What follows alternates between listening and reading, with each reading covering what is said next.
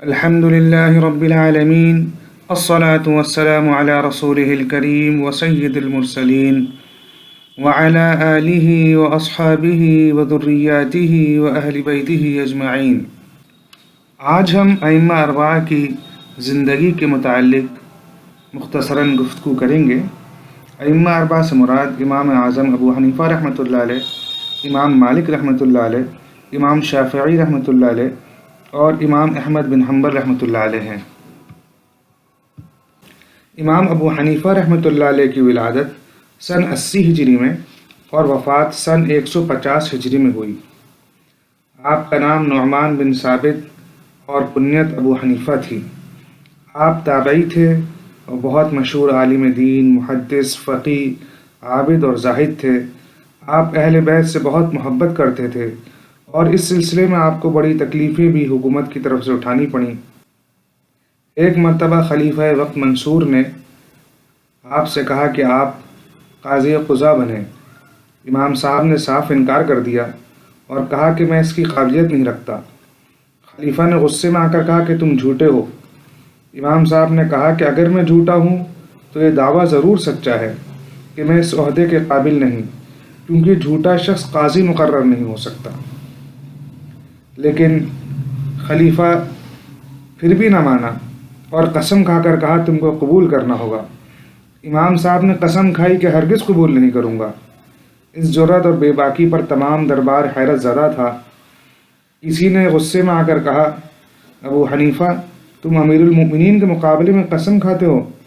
امام صاحب نے فرمایا، ہاں، کیونکہ امیر المؤمنین کو قسم کا کفارہ ادا کرنا میری نسبت زیادہ آسان ہے۔ ایک مرتبہ خلیفہ منصور اور اس کی بیوی میں کچھ لڑائی ہو گئی۔ خاتون کو شکایت تھی کہ خلیفہ عدل نہیں کرتا۔ منصور نے کہا کسی کو منصف قرار دو۔ اس نے امام ابو حنیفہ رحمۃ اللہ علیہ کا نام لیا۔ اسی وقت ان کو بلایا گیا۔ خاتون پردے قریب بیٹھی تھی کہ اپنے سامنے ساری کارروائی دیکھ لے اور امام صاحب جو فیصلہ کریں خود اپنے کانوں سے سنیں۔ منصور نے پوچھا، شرع کی رو سے مرد کتنے نکاح کر سکتا ہے؟ امام صاحب رحمۃ اللہ علیہ نے فرمایا، 4۔ منصور خاتون کی طرف مخاطب ہوا کہ سنتی ہو؟ پردے سے آواز آئی، ہاں سنا۔ امام صاحب رحمۃ اللہ علیہ نے منصور کی طرف خطاب کر کے کہا، مگر یہ اجازت اس شخص کے لیے ہے جو عدل پر قادر ہو، ورنہ ایک سے زیادہ نکاح کرنا اچھا نہیں، کہ اللہ پاک فرماتے ہیں وَإِنْ خِفْتُمْ أَلَّا تَعْدِلُوا فَوَاحِدَةً۔ منصور چپ ہو گیا۔ امام صاحب گھر آئے تو ایک خادم 50,000 درہم کے توڑے لیے ہوئے حاضر ہوا کہ خاتون نے نظر بھیجی ہے اور کہا یہ کہ آپ کے لیے ہے اور آپ کو سلام کہتی ہے اور آپ کی حق گوئی کی نہایت مشہور ہے۔ امام صاحب رحمۃ اللہ علیہ نے روپے واپس کر دیے اور خادم سے فرمایا کہ جا کر خاتون سے کہنا کہ میں نے جو کچھ کہا کسی غرض سے نہیں کہا، بلکہ یہ تو میرا فرض منصبی تھا۔ آپ بہت دریا دل تھے۔ ایک دفعہ کسی بیمار کی عیادت کو جا رہے تھے۔ راستے میں ایک شخص ملا جو ان کا مخروص تھا۔ اس نے دور سے ان کو دیکھ لیا اور کترا کر دوسری طرف چلا۔ انہوں نے پکارا کہ کہاں جاتے ہو؟ وہ کھڑا ہو گیا۔ قریب پہنچے تو پوچھا کہ مجھ کو دیکھ کر تمہیں راستہ کیوں بدل لیا؟ تو وہ کہنے لگا کہ آپ کے 10,000 درہم مجھ پر ہیں جو مجھ سے اب تک ادا نہیں ہو سکے، اس لیے شرم سے میں دوسری طرف چلا گیا۔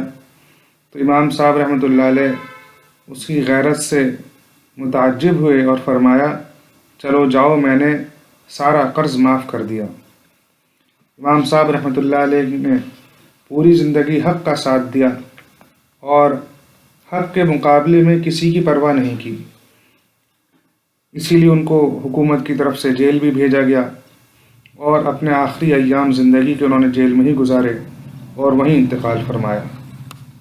امام مالک رحمۃ اللہ علیہ کی ولادت 93 ہجری میں ہوئی اور آپ کی وفات 179 ہجری میں ہوئی۔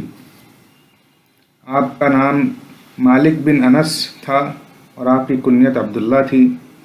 آپ مدینہ منورہ کے سب سے بڑے محدث، عالم اور فقیہ تھے۔ آپ بہت زاہد تھے اور بہت سنت نبوی صلی اللہ علیہ وسلم پر عمل کرنے والے تھے۔ آپ کی کتاب موطا امام مالک مشہور ترین کتابوں میں سے ہے۔ آپ کبھی مدینے سے باہر نہیں نکلے۔ مدینے میں ان کی درسگاہ علوم نبوی صلی اللہ علیہ وسلم کی سب سے بڑی یونیورسٹی تھی۔ جلال علم کا یہ عالم تھا کہ خلیفہ وقت بھی حلقہ درس میں ایک معمولی شخص کی طرح شریک ہوا۔ فقہ مالکی ساحلی مقامات پر اور اندلس میں خوب پھلا پھولا۔ امام مالک رحمۃ اللہ علیہ حدیث کا املا مسجد نبوی یا مجلس درس سے باہر نہیں کیا کرتے تھے۔ اگر آپ جلدی میں ہوں یا کسی کام میں مصروف ہوتے تھے یا راستہ چلتے ہوئے ہوتے تھے تو حدیث نہیں بیان فرمایا کرتے تھے کہ آپ کا کہنا تھا کہ یہ بات خلاف ادب ہے، اور صحیح بات یہی ہے کہ سماع اور فہم حدیث کے لیے اطمینان اور حضور قلب چاہیے، جو ان موقعوں پر عموماً مفقود ہوتے ہیں، اس لیے آپ اعتراض فرماتے تھے۔ امام مالک رحمۃ اللہ علیہ سے جب کوئی فتویٰ پوچھا جاتا اور اس وقت اگر اس جزیے پر اطلاع نہ ہوتی تو نہایت متانت اور کشادہ پیشانی کے ساتھ فرماتے کہ میں نہیں جانتا۔ آپ اہل علم حضرات کی بہت عزت فرمایا کرتے تھے۔ ایک مرتبہ امام اعظم ابو حنیفہ رحمۃ اللہ علیہ تشریف لائے تو آپ نے اس قدر تعظیم کی کہ ان کے لیے اپنی چادر فرش پر بچھائی۔ وہ اٹھ گئے تو طلبہ سے فرمایا کہ عراق کے ابو حنیفہ ہیں، جو اس ستون کو سونا ثابت کرنا چاہیں تو کر سکتے ہیں۔ ایک مرتبہ کوفہ کے محدث سفیان آئے تو ان کی بھی تعظیم کی، لیکن اس سے کم کی جیسی امام ابو حنیفہ رحمۃ اللہ علیہ کی تھی۔ ان کے چلے جانے کے بعد فرمایا کہ لوگوں کی اعلیٰ قدر مراتب عزت کرنی چاہیے۔ عبد الرحمن بن قاسم آپ کے شاگرد تھے، لیکن جب ان کو خط لکھتے تو فقیہ مصر لکھا کرتے تھے۔ ایک مرتبہ آپ کے ایک شاگرد مدینہ تشریف لا رہے تھے تو آپ اپنے تلامذہ کو لے کر خود بنفس نفیس ان کے استقبال کے لیے شہر سے باہر تشریف لے گئے۔ امام شافعی رحمۃ اللہ علیہ کی ولادت سن 150 ہجری میں ہوئی اور آپ کی وفات سن 204 ہجری میں ہوئی۔ آپ کا نام محمد بن ادریس اور کنیت ابو عبداللہ تھی۔ آپ کا لقب ناصر الحدیث شافعی ان کے جد اعلیٰ شافع کی جانب نسبت ہے۔ آپ کے جد امجد شافع اور ان کے والد صحابی تھے۔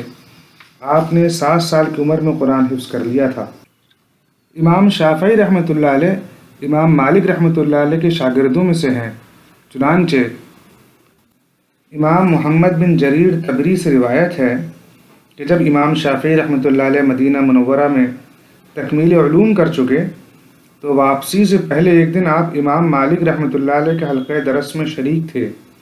وہاں ایک شخص آیا اور امام مالک رحمۃ اللہ علیہ سے عرض کیا، میں قمریوں کا تاجر ہوں۔ میں نے ایک شخص کے ہاتھ قمری فروخت کی اور یہ بھی کہا کہ قمری خوب بولتی ہے۔ تھوڑی دیر کے بعد جس نے قمری کو خریدا تھا واپس آیا اور کہنے لگا کہ قمری تو نہیں بولتی۔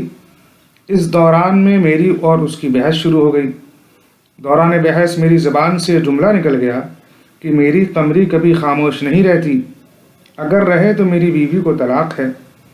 اب فرمائیے میری بیوی کو طلاق تو نہیں ہوئی؟ امام مالک رحمۃ اللہ علیہ نے جواب دیا، تیری بیوی کو طلاق ہو گئی۔ وہ شخص رنجیدہ گھر واپس چلا گیا۔ امام شافعی رحمۃ اللہ علیہ خاموشی سے اس کے پیچھے ہو لیے۔ تھوڑی دور پہنچ کر اس شخص کو آواز دے کر روکا اور پوچھا، تیری قمری اکثر بولتی ہے یا اکثر چپ رہتی ہے؟ اس نے کہا وہ اکثر بولتی ہے، کبھی کبھی خاموش بھی رہتی ہے۔ امام شافعی رحمۃ اللہ علیہ نے کہا، مطمئن رہو تمہاری بیوی کو طلاق نہیں ہوئی۔ یہ جواب دے کر پھر امام مالک رحمۃ اللہ علیہ کے حلقے درس میں آ کر شریک ہو گئے۔ وہ سائل پھر واپس آیا اور امام مالک سے کہا، جناب والا میرے معاملے میں پھر غور فرمائیے۔ امام مالک رحمۃ اللہ علیہ نے پھر وہی جواب دیا۔ سائل نے کہا کہ آپ کے حلقے میں یہ نوجوان شخص شریک ہے، اس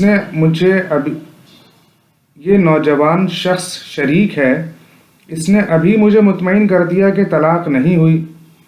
اس پر امام مالک رحمۃ اللہ علیہ کو اور بھی غصہ آیا اور فرمانے لگے کہ کثرت اور قلت کی یہاں کیا بحث ہے۔ امام شافعی رحمۃ اللہ علیہ نے جواب دیا کہ آپ ہی نے مجھ سے بواسطہ عبداللہ بن زیاد روایت بیان فرمائی ہے کہ فاطمہ بنت قیس حضور انور صلی اللہ علیہ وسلم کے پاس تشریف لائیں اور عرض کیا کہ یا رسول اللہ صلی اللہ علیہ وسلم، معاویہ اور ابو جہم نے مجھے شادی کا پیغام بھیجا ہے اس لیے یہ عرض ہے کہ اب میں کس سے نکاح کروں؟ آپ صلی اللہ علیہ وسلم نے فرمایا، معاویہ تو تنگ دست ہے اور ابو جہم کبھی کاندھے سے لکڑی ہی نہیں اتارتا۔ حالانکہ حضور صلی اللہ علیہ وسلم خوب جانتے تھے کہ ابو جہم سوتا بھی ہے اور دوسری حاجتوں میں بھی مصروف رہتا ہے۔ میں نے اندازہ کیا کہ حضور صلی اللہ علیہ وسلم کا منشاء مبارک یہ تھا کہ وہ اکثر کاندھے پر لکڑی رکھے رہتا ہے۔ اس بنا پر میں نے اس کو یہ فتویٰ دیا کہ قمری چونکہ اکثر بولتی رہتی ہے اس لیے طلاق نہیں ہوئی۔ امام مالک رحمۃ اللہ علیہ نے سائل سے فرمایا، ہاں بھائی جاؤ، واقعی طلاق نہیں ہوئی۔ شافعی کا استدلال معقول ہے۔ امام شافعی رحمۃ اللہ علیہ کی اس دقیقہ سنجی نے امام مالک رحمۃ اللہ علیہ سے کہلوا دیا کہ اب تم میں فتویٰ دینے کی صلاحیت پیدا ہو گئی۔ امام مالک و دیگر محدثین و فقہائے مدینہ نے متفقہ طور پر آپ کو فتویٰ دینے کی اجازت عطا فرمائی۔ امام احمد بن حنبل رحمۃ اللہ علیہ کی ولادت سن 164 ہجری اور وفات سن 241 ہجری کی ہے۔ آپ کا نام ابو عبداللہ احمد بن محمد بن حنبل رحمۃ اللہ علیہ تھا۔ آپ بہت بڑے فقیہ، محدث اور مجاہد تھے۔ آپ امام شافعی رحمۃ اللہ علیہ کے شاگردوں میں سے ہیں۔ امام احمد رحمۃ اللہ علیہ جس وقت یمن میں علم حدیث حاصل کر رہے تھے ان کی مالی حالت بہت کمزور تھی۔ آپ کے شیخ عبدالرزاق محدث رحمۃ اللہ علیہ کو جب اس کی خبر ہوئی تو انہوں نے مٹھی بھر دینار آپ کے ہاتھ میں دینے چاہے۔ آپ نے لینے سے انکار فرمایا اور کہا میری ضروریات اللہ پوری کرا دیتا ہے، مجھے اس کی ضرورت نہیں۔ اسی عسرت کے دوران میں ایک دفعہ یہ حال بھی ہوا کہ پہننے کو جو کچھ کپڑے تھے وہ نہایت بوسیدہ اور خراب ہو گئے۔ آپ اپنے گھر میں چھپ گئے اور دروازہ بند کر لیا۔ لوگوں نے تلاش کی تو آپ نے اپنی حالت بیان کی۔ کسی نے کچھ سکے دیے، آپ رحمۃ اللہ علیہ نے لینے سے انکار فرما دیا اور 1 دینار اس شرط پر لیا کہ وہ مجھ سے کسی چیز کی کتابت کرائیں۔ چنانچہ ایسا ہی ہوا اور آپ نے اس کے بدلے ان کی کتاب لکھ کر ان کو دی۔ جب خلق قرآن کا فتنہ اٹھا تو آپ نے اس فتنے کے خلاف جد و جہد کی اور اس سلسلے میں آپ کو برسر دربار کوڑے بھی لگائے گئے۔ آپ جیل میں بھی رہے، اذیتیں اور تکلیفیں برداشت کی، لیکن کبھی حرف شکایت زبان پر نہ لائے۔ اللہ پاک ہمارے ان اسلاف کی قبروں کو نور سے منور فرمائے، آخرت میں ان کے درجات کو بلند فرمائے اور ہمیں بھی ان سے محبت کرنے والا، ان کی عزت، ان کی قدر کرنے والا بنائے، ان کے نقش قدم پر چلتے ہوئے دین حق پر چلنے کی توفیق عطا فرمائے اور اعلاء کلمت اللہ کے لیے اپنے جان اور مال کو لگانے والا بنائے۔ آمین۔ وآخر دعوانا الحمد للہ رب العالمین۔